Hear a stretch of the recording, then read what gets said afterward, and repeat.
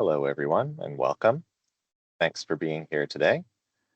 My name is Max Odkins. I'm with the Fire and Resource Assessment Program here at CAL FIRE, and I'm really excited to welcome you to this presentation from one of our grantees in our Forest Health Research program. We're joined today by Taylor Lucey from University of Massachusetts Amherst for this presentation using FVS BioSum for forest management planning in California, opportunities and challenges. I'll pass things over to my colleague Sam in a moment here to really kick things off. But before that, I just wanted to quickly mention that this presentation is part of CAL FIRE's Forest Health Research Grant Program, which is funded in part by the California Climate Investments, putting CAP and invest dollars to work in communities throughout California. Our program aims to prioritize and fund research in forest health and fire science critical to the state of California, share scientific information, and support statewide plans, including the California Wildfire and Forest Resilience Action Plan.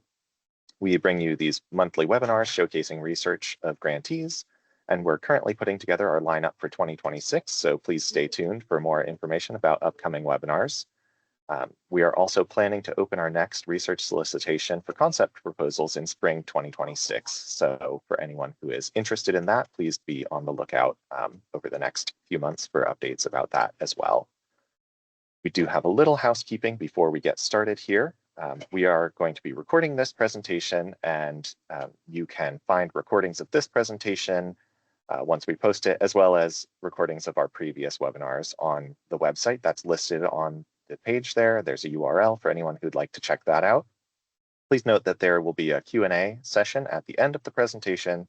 So in order to participate in that, you can go ahead and type your questions into the chat at any time during the presentation, or you can raise your hand using the raise hand feature that's circled on the screen there as well. For anyone not familiar with these sorts of Teams webinars, that will let us know you've got a question when we get to the Q&A, and we'll moderate the Q&A from there. With that, I am happy to pass it over to my colleague Sam Evans, who has been involved with this project for a while, to kick things off and introduce the presentation and our guest presenter. Yeah, thanks, Max. Hi, everyone. My name is Sam Evans. I'm an economist with FRAP. Before Taylor dives into a lot of the details of this research, I wanted to just take a few minutes and provide a quick overview of the project and the model that Taylor will be describing. I was the co-PI on this project before coming over to CAL FIRE a few years ago. So yeah, Taylor and I have been working very closely with Nadia and Taylor's advisor at UMass Amherst.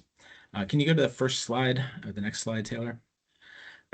Thank you. So this project was actually conceived of almost 10 years ago by Bill Stewart at UC Berkeley. And he set an original goal of trying to figure out how different proposed forest management alternatives performed at regional levels across California and across various landowner objectives using a single modeling framework with clear benchmarks.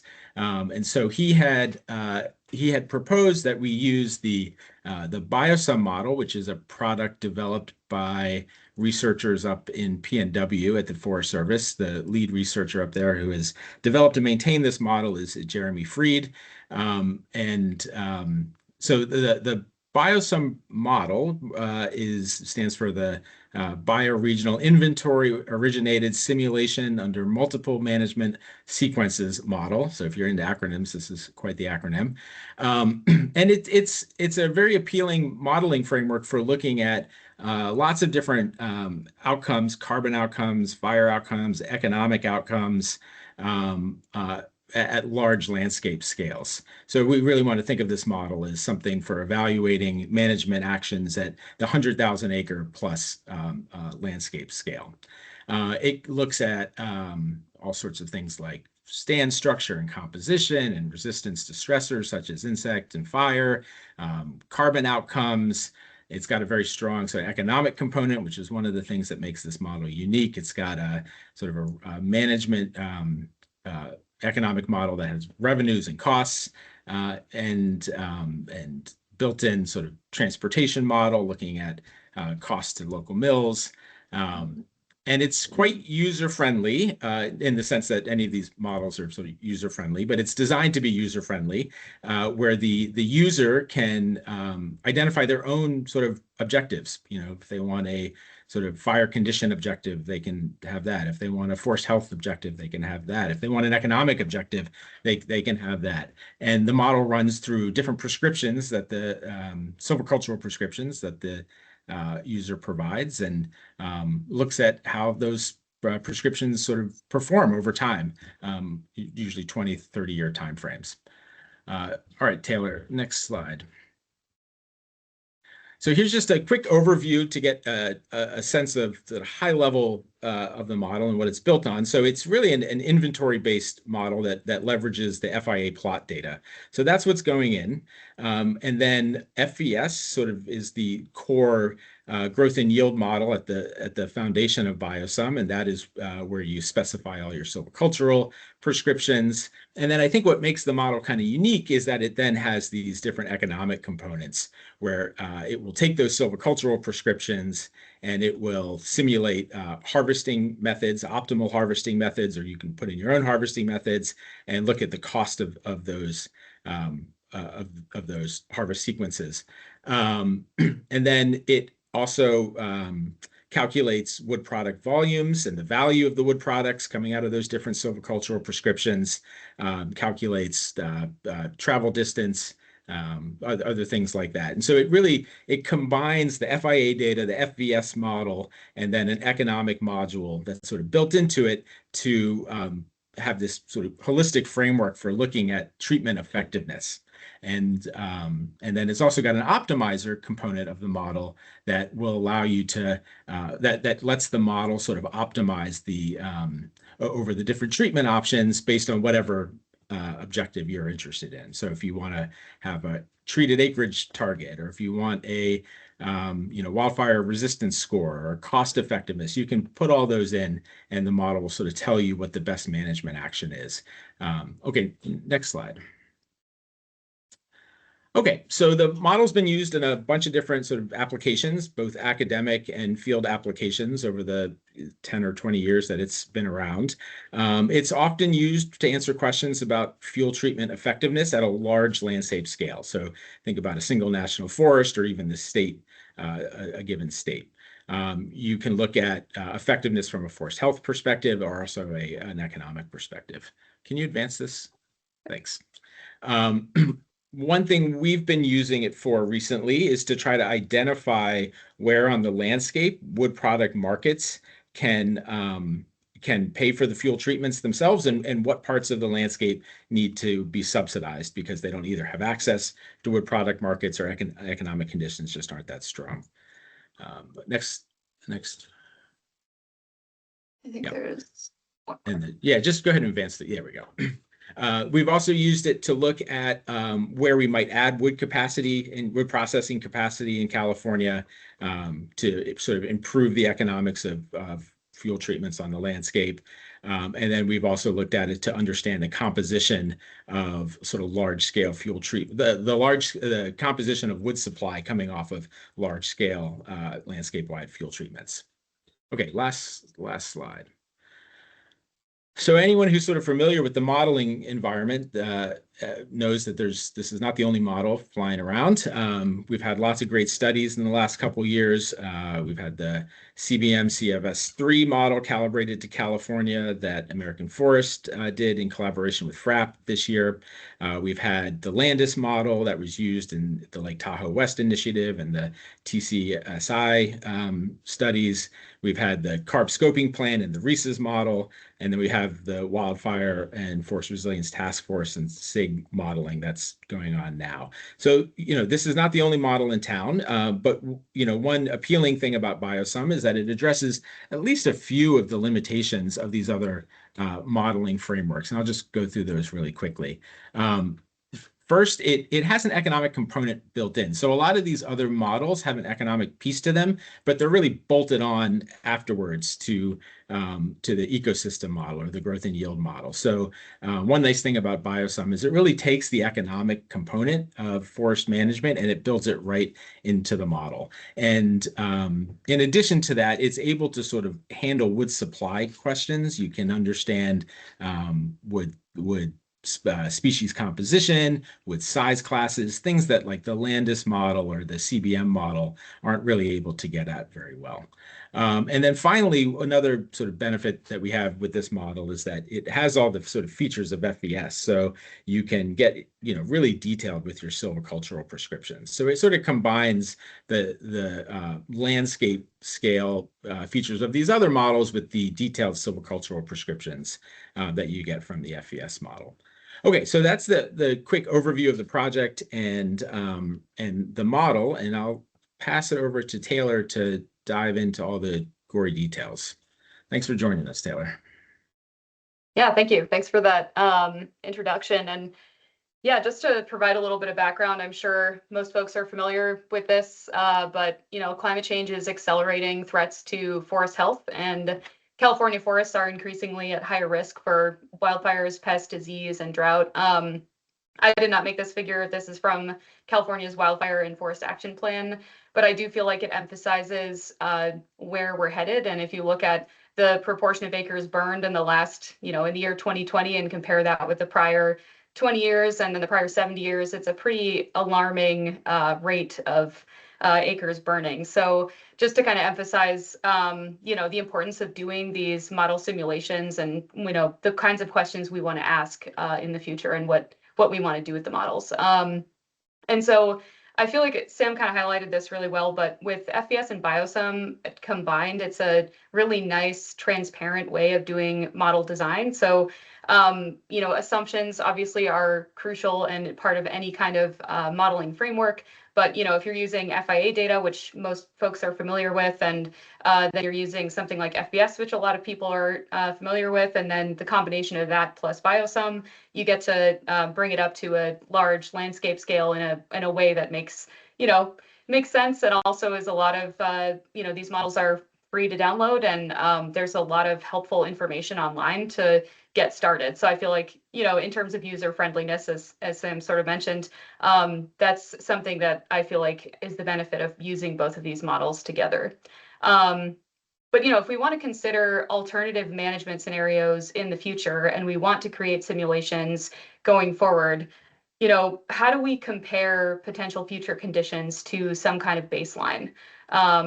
And that's sort of where my first research question out of this project came from, which is, how can we define business as usual forest management in California? And if you're looking at that and thinking it might be a little bit boring, or, you think, oh, baseline, business as usual, I promise this gets much more exciting. And then our second question here, which, is still down the road a bit, but how does business as usual forest management compare to climate adjusted business as usual? And this is a bit of a teaser because we'll go over some of the components that you could adjust to make this model a better setting for a climate adjusted future. So kind of crossing that out for now, but hopefully that's where we get to eventually. Okay. So just to get started, what is business as usual forest management? I feel like this, baseline, business as usual, those phrases get sort of thrown around a bit. I tried to ask Microsoft Copilot. I don't know if people are using AI in their everyday lives, but I have access to Copilot at UMass, so I decided to ask it to define it for me, which I think it did a pretty good job. It's telling me that without any intervention, incentive, change in policy, essentially the default trajectory that we're already on if nothing new is introduced. This phrase I do feel like is pulled quite a bit from carbon markets, especially if you think about terms like additionality. So if you have some kind of baseline carbon in your forests and you want to know how is that going to compare to a future and an additional future where you can add more carbon over time. So for the purposes of this project, it's much more specific than that. So I'm saying business as usual in this case is based on forest practices, harvest and stand conditions that have occurred from the FIA forest inventory remeasurement cycle. So I'm looking at empirical data for this in this case. Okay, and then who cares? Who cares about business as usual? Why does that matter for, for these models and for our simulation purposes?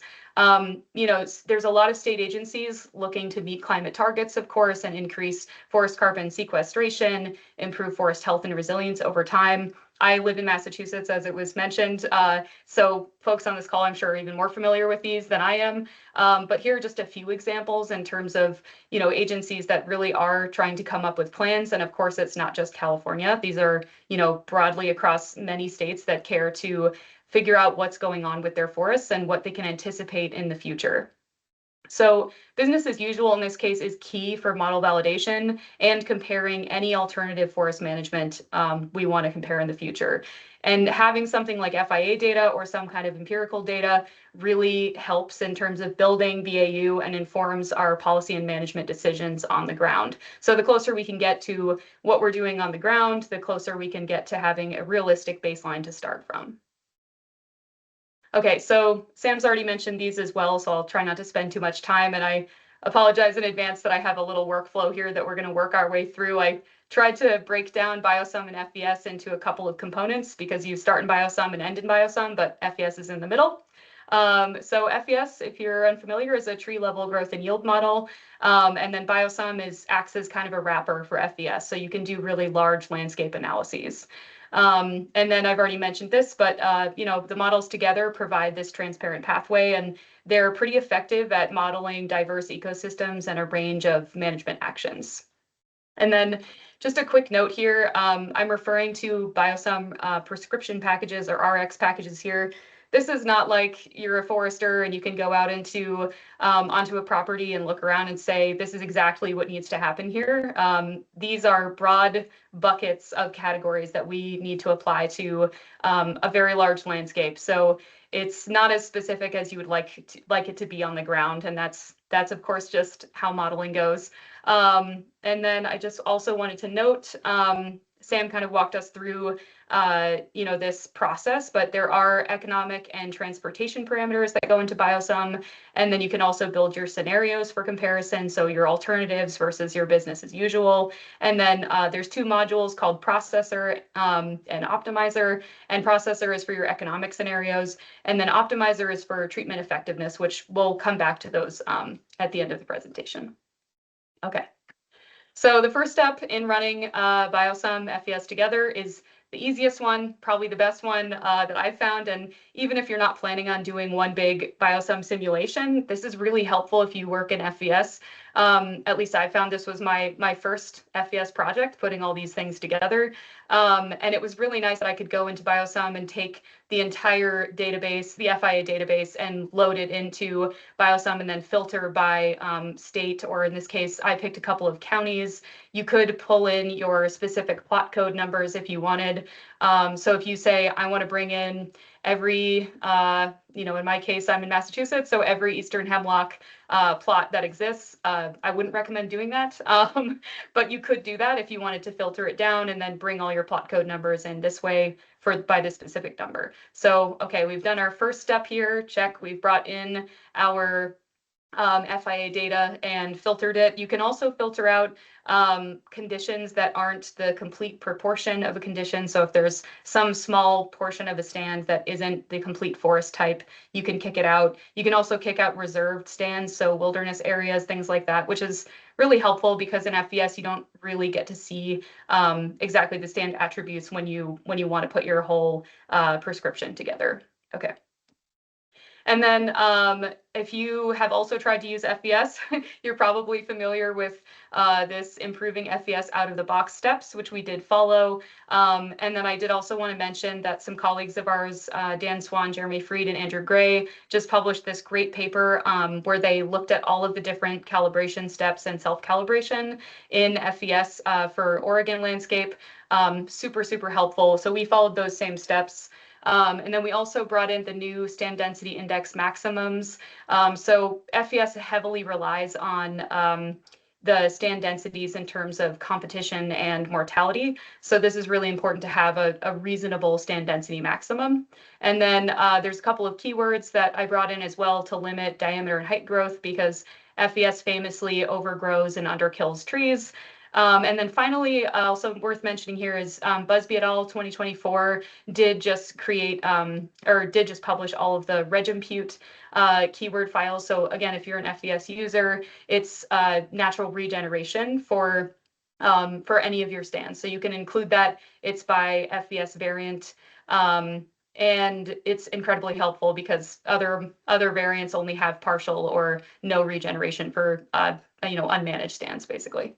Okay, so now we've calibrated our FVS. We've got the stands we want to work with, and we can move forward in our process here. Except we kind of can't. There's not really a clear pathway for business as usual for California. There's some interview data that exists. This has been used in other states. Oregon similarly used interview data of private landowners to create kind of a generally speaking, here's what we do, which was awesome for Oregon. And I could not find something that would match, every single diverse ecosystem and ownership class in California. There are also really helpful examples of forest health treatments from the for national forests from Houtman et al. It's a silvicultural compendium, but it doesn't quite get the whole job done in terms of defining what is this? What is business as usual for California? What do we usually do? And if we don't know what we usually do, it's really hard to tell FVS to trigger some kind of treatment. So how do we decide, given our current stand conditions, that some kind of treatment should occur? So I'm turning back to the FI remeasured data. I inserted another step here, which isn't totally necessary for running FVS and BioSum together. But so we're going to take a little side trail here in this journey. But I wanted to estimate the probability of treatment based on stand conditions. So I created a multinomial logistic regression to kind of look at how existing stands might influence treatment. And in case you're a stats nerd like me, or at least I try to be, our best model ended up including pre-treatment basal area. So that's essentially our basal area in time 1 in the FI remeasured data. And then forest types, which are aggregated common groups. And then we had uneven and even-aged stands, ownership class, mortality rate, and disturbance as kind of our important predictor variables. And I'm just going to show you kind of what this looked like. So here is our predicted probabilities of these treatments, and we had certain treatment classes or treatment types, and especially even-aged management ended up being very statistically significant for especially for our clear cut and a couple other treatment types. And then similarly, public versus private. This is probably not a huge surprise to anyone, but I'll come back to why this matters in a couple slides. So these were some of the important attributes that I wanted to include when looking at the remeasured data and how I wanted to summarize the data. And then also, probably not surprising, of course, some forest types are going to be, more merchantable than others. And so California mixed conifer and pines are much more likely in this model, in these stands that got collected to be harvested over time, given certain treatments and our existing pre-treatment basal area. So that also ended up being statistically significant. And finally, also a couple of our disturbance types, especially fire. Again, maybe not a surprise to anybody, but it's better than just looking at this and going, I think it's these things, but I don't know. So treatment type and no disturbance, as well as treatment type and fire, were also statistically significant in terms of predicting these treatment outcomes. Okay, so from our Logit conclusion, our significant predictors ended up being private ownership, most of the forest types that I had listed, pre-treatment basal area, even-aged management. And then a couple of notes for these bottom ones, even though disturbance and mortality rate were also statistically significant, I left those out of my FVS prescriptions because although it could be key for increasing disturbance in the future, FVS, you have to tell it when to have disturbance. So even though I wanted to be able to use that, it might only work for the initial stand conditions rather than future conditions, unless I'm putting in more disturbance into the model, if that makes sense. Okay, and then I did also leave this out. So our mortality rate ended up being statistically significant for only a couple of treatment types, and it's probably very important for our climate-adjusted business as usual if there's increasing mortality over time. But for now, again, I left it out. Okay, so what do these predictors have anything to do with our business as usual simulation? Where are we going with this? So I'm trying to test our Logit in FVS. So I took all these predictors and I'm saying, okay, I can use these and I don't have to use as many assumptions when I'm grouping my FIA remeasurement data. So I take all the data from 2 different time periods, and I can summarize based on certain classifications rather than saying, I think it's stand age, I think it's these things. I now have some substantial way of saying, okay, it is these things, and they are more likely to result in treatment. Okay, so here are our attributes again that I decided to keep to help refine these business as usual triggers. And then this is an example of how this gets used. So again, if you're familiar with FVS, if not, that's totally fine. FVS has something called keyword files that it can read, and you can pull it in. It looks like a text file, and in here you can instruct FVS how to do certain things. So in this example, it's an even age stand, an intermediate harvest for private stands above a certain basal area, and then I tell it what to do. So that's kind of what this looks like, and I've used all of my attributes here to basically inform these types of treatments and how to make them happen. Okay.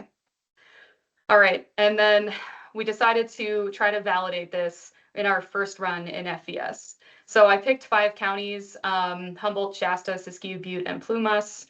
And then I basically ran FVS for 10 years from the first measurement period in FIA data. So 2001 to 2011 is considered the first measurement period here. And then I grew it 10 years to the second measurement period. And ideally, what I did in FVS and all my treatments and the growth and the mortality should match what is happening in FIA on the ground. So here's some little simulations that I pulled out of FVS. And so basically from year 1, I want to make sure that year 1 being the stand conditions from that first measurement cycle grows 10 years and it looks just like, well, it's not ever going to be just like, but very similar to the second measurement period. And then similarly, so I gave these couple of examples of a grow only and then stand 2 and 3 where you have some kind of cutting event that occurs, and then you get to the conditions by year 11. Okay. And then I'm going to compare this remeasurement FIA data. For growth and mortality, I used plots without disturbance treatment and non-stocked stands. And then for any kind of harvest, I obviously chose the FIA plots with treatment. Okay, and then I'm now going to show you probably we have about 10 species, 10 common species, and we're comparing FIA to FVS. So for this first one, this is for our validation. So I ran those, I ran FIA or FVS for 10 years, and now I'm comparing it to the remeasurement data. And these are the mean diameter dBH inches per year change across the these two sources. And so teal is FIA and brown is FVS.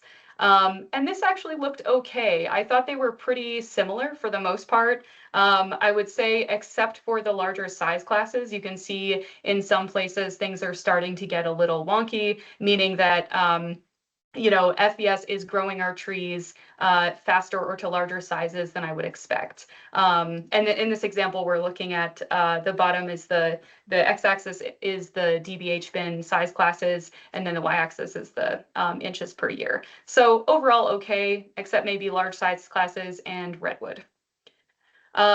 Things are going to start to look a little worse. This is height, this is feet per year. Similarly, some of the species look all right, and then some of them are growing much faster. You can see California black oak is starting to kind of outpace what I have in the FIA data, but then Doug fir looks actually all right. And then redwood, again, we have the opposite problem, FVS starting to outpace FIA. So it's looking okay, but starting to get worse. And then trees per acre, I did use the natural regeneration calibration steps for this as well that I mentioned. So I removed the submerged size class because it does tend to inflate the smaller trees. And you can see right away that the mean live trees per acre, the brown bars here of FVS are putting in a lot more trees than I would expect, except for maybe the large size class looks okay. Okay. And then finally, this is where things sort of go really awry, which is we have all of this growth, and then if you're checking out that the teal bars are now much higher for most of them except for redwood, it's because our mortality rate, the background mortality rate in FVS is not very good. I mean, for some species it's okay, but it just certainly doesn't kill trees as fast as they're growing. So yeah, again, for redwood, you know, there's a lot going on there. somebody's master's project.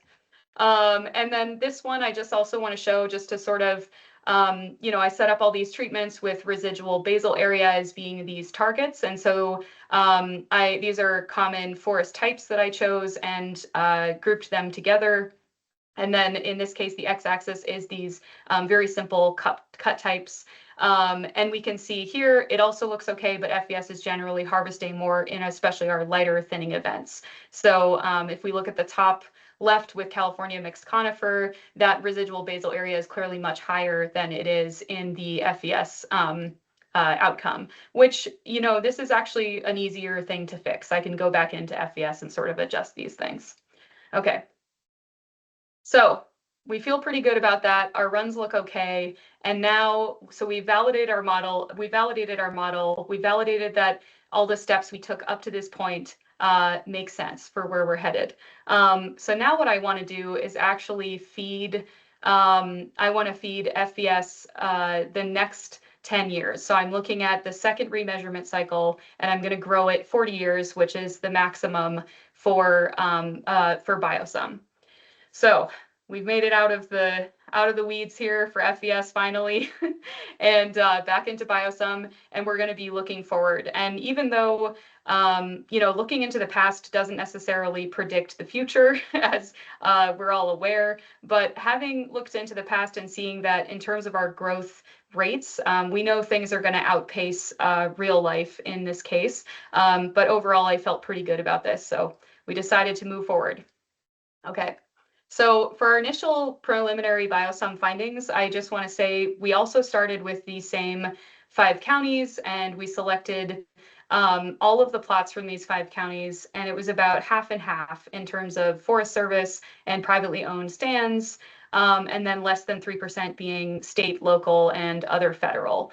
And so I ended up kicking out that last little bit because it just wasn't enough to have these prescriptions occur on those other public lands. So they're much more geared towards Forest Service and private lands in this case.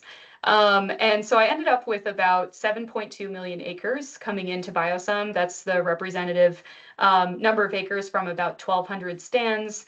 And I'm saying in prescription cycle 1 in BioSum, that's the first 10 years in FVS. So and you can see kind of the makeup here as well in terms of forest types. It's mostly California mixed conifer, and then we have some miscellaneous hardwood being kind of the biggest components. And so in FVS, it tried to treat 4.7 million acres or 721 stands. And then I had about 1.4 million acres where it was not implementable. So the triggers that I had set up, these stands did not meet those conditions essentially. But when I add a roads layer in here, which BioSum does have, and I say, okay, I'm actually going to remove anything that was harvested from some plot that's in the middle of nowhere. I mean, just not accessible by road at all. This number dropped down to 2.5 million acres, which is still probably a bit high. But when distance to roads are included, we can see that we get a bit more of a realistic bumper in terms of the acres that could actually be treated. Okay, so let's check out how harvested first, because we're really interested to see if our treatments set us up well to say our very recent business as usual, or maybe what happened in the last year or two is what we have going forward. Okay, so how did we do? So we were looking at, this is the average annual removed MBF for the 5 counties in California. And this number actually surprised me. It's 1.2 million MBF total, which isn't too crazy. If I remove some of the miscellaneous hardwood, softwood that got captured, because maybe I want to just look at whatever species are more merchantable, it drops down, but not by much. So I felt okay about that. That's about 1.1 million MBF. And if we compare that to the published literature and reports from the Bureau of Business and Economic Research at the University of Montana, they recorded in 2025 888,000 MBF from 2024. So for what I've got here in my current stand conditions, of course, that's much higher than the published values. But if I were to look at the minimum and the maximum from the previous 10 years, I'm pretty close to the max. So this actually was okay. This was something that I was happy with. I felt like this made sense. And then if we wanted to continue kind of digging into this these simulations to see, okay, where is most of this harvest coming from? What's happening with it? I broke this out also by county to just kind of check and see where is all the material coming from. I can also look at this by forest type similarly. And if we look across these numbers, I have those same published values from BBER down below with the mean and then the minimum and maximum. And, you know, right away, probably Siskiyou is, you know, there's more material coming out of that county than what I would have expected given the values that are published. And of course, these are never going to match exactly. But, you know, if I wanted to adjust the model a little bit, I could look at this by forest type, or I could look by region or plots and just kind of investigate what's going on here to get it a little bit closer to what I'm hoping for. Okay. So what else can we do with BioSum? Because it's like, okay, great, I've matched, you know, somewhat I've matched current conditions to my model, although of course things are probably going to get a little weirder over time as we've seen our trees growing above a rate that we would expect on the ground. So I want to introduce here optimizer and processor as well a little bit. So in optimizer, you can choose effectiveness variables and basically ask questions like, were our treatments effective in achieving some goal? And which treatment scenario was the most effective in achieving some goal? And of course, I just have business as usual in here. So I'm really only comparing it back to grow only, which is maybe not the most exciting, but you know, again, I can see what is our business as usual scenario doing. So in this case, I'm showing you guys, I have two variables that I chose. These come straight from FVS output tables. So one of these is from the fuels table, and then the other one is from potential fire. So I have surface totals, which is that is surface fuels, both live and dead. And then I also have mortality following severe fire. And I'm basically telling it, this is a very simple example, in terms of what I'm considering effective. I'm saying, okay, my pre-treatment value is greater than my post-treatment value. As in, before I did some kind of treatment, my surface fuel loading was higher than after my treatment. So that would be considered successful because I reduced surface fuel loading. Same thing with mortality. I'm saying there was more mortality or potential for mortality from severe fire before my treatment as opposed to after. Okay, so let's see what that looks like. And I broke this out into very, very basic treatments here. And the bars on that are missing, I've made a little note of this, but that means there was no treatment in that forest type, not that it was zero. Okay, so in this plot we're looking at, this is the proportion of total treated acres where business as usual was more effective at reducing potential fire conditions than grow only by treatment and forest type. And so my eyes immediately go to commercial thinning, and I look at reduced surface fuels. And I'm thinking about that, and I'm like, how is that possible? We're leaving a bunch of material on the ground, right? So in this case, if the surface fuel loading, it could be live and dead. So if this material is then removed, we've actually removed some kind of fire risk, at least if I'm thinking in terms of how FVS works, where you see the opposite in a pre-commercial thin, where most of that material is going to be left behind. And so it's less effective compared to grow only because we've just cut a bunch of stuff and left it on the ground in this example. And then, you know, obviously high harvest, if we look over at those two reduced surface fuels versus reduced mortality from severe fire, also very effective. And of course, if you have some kind of higher harvest event, you're removing most of the material from that stand, in which case you're going to reduce your fire risk, at least in terms of FVS variables. Okay, so that's just one example. And then I want to jump over to processor as well. So in processor, this is where you can create scenarios to weigh costs and benefits. And so this gets pretty detailed, probably more detailed than I was prepared for when I first started working on this project. And you can include your specific harvest methods. You can also add additional costs per acre. So I have, replanting and pile burning in here. And then you can also look at wood value by species and size class. You can put them into buckets, which is very helpful. And so for processor, you can also make comparisons between scenarios. And again, I only have business as usual, so maybe that's not as exciting. I'm comparing it back to grow only. But which scenario provided, maximum net revenue, which actually, side note there, I think I actually changed it to merchantable rather than maximum, but there is an option for maximum net revenue in the model. And then which scenario provided effective treatment and the max net revenue per acre.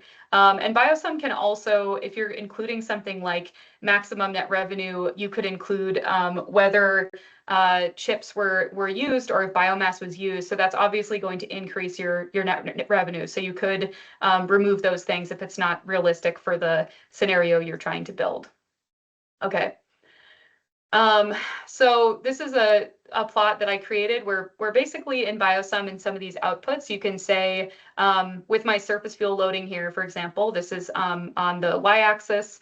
I was hoping that I would reduce surface fuels from my treatments. So this is, again, just a very basic example. Red dots mean no, blue dots mean yes. And then I've put this by merchantable net revenue, dollars per acre. Which some caveats there in terms of adjustments that need to be made to the model. So take that with a grain of salt. But kind of going around these different quadrants, this upper left, this is where we've increased our fuel treatments and we lost money doing it. Increased surface fuel treatments and we made money. And then our gold standard down here, we decreased our surface fuels and made money, and then decreased surface fuels and lost some money. And of course, this is meaningless again if you just are comparing this to nothing. But if you have multiple alternative scenarios, you want to compare not just to your business as usual, but compare back to alternatives that you're trying to look between, or you want to say, I want to treat under a certain cost, or I want to maximize net revenue for some treatment. You can do all of that in BioSum. So this is just a very basic example of, it's going to give me some really helpful yes, no's, and it's also going to give me the acres treated and the tons per acre and the change in these variables. So, another question we could ask is, how might these surface fuels change given alternative or additional treatments? So just a lot of interesting questions to ask here. And then, I already mentioned this one, how net revenue might change. And then in here, I wanted to look at, because I had mentioned, I looked at both surface fuels, and then I also looked at mortality from fire. And then I wanted to see where they overlapped as well. So we're looking at the same plot here, but I have included this both variable as well as neither. So the red dot in this case means that none of those treatments were effective in reducing fuels or mortality from fire. The blue one is mortality from fire was reduced. And then we have, the light blue, and then this kind of green color is both. And then this is reduction in fuels in % on the y-axis. So, how can we target treatments to reduce the greatest fire risk? That's a question we could ask here. And again, look at, potentially the costs and benefits of this scenario and how to compare it to others. Okay, we've made it through.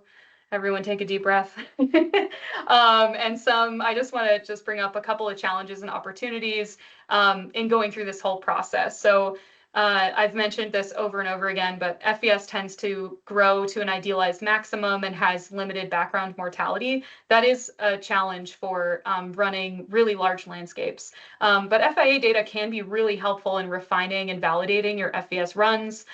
Disturbances in FIA should really be explored more. I mean, seeing that it was a significant predictor in treatment for just the plots that I had looked at, that helped me think about, what I would want to add in the future.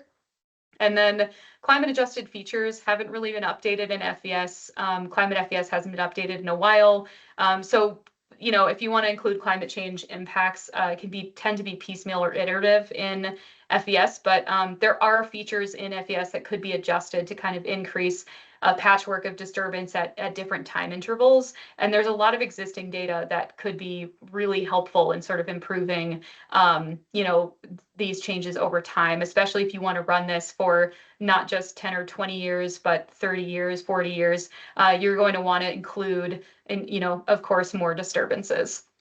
And then finally, running multiple scenarios and FVS variants is very time consuming and requires a lot of parameterization, especially at these very large scales. Not that you have to do that, but BioSum is super helpful in terms of being able to compare multiple scenarios and variants simultaneously for large landscapes. So once you have sort of your base run set up, it's then much easier to kind of create add-ons or make alternatives to then run through BioSum, and then you can compare them all at once. So it gets easier after it gets harder.